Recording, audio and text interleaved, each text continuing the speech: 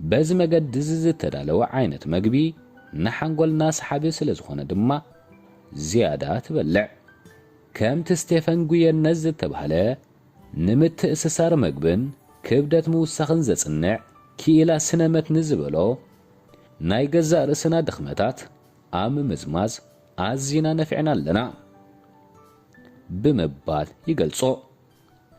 ዘመናዊ ኢንዱስትሪያ መግቢ ብሰንኩ ዝተኸስተ ልዕሊ ግቡእኻ ናይ ምምጋብ ባህርን ናይ ካልኣይ ሕጊ ምልዋጥ ባህርያትን ኣብነታት እዮም።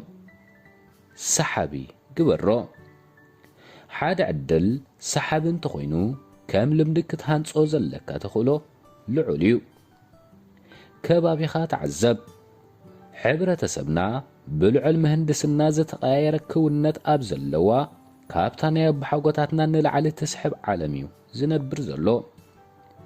ናይ ክዳውንቲ ድኳናት ዝተጋነነ ጎሎን ኣጥባትን ዘለወን ባምቡላታት ኣብ ኣፍ ደገአን ይሰጥሓ።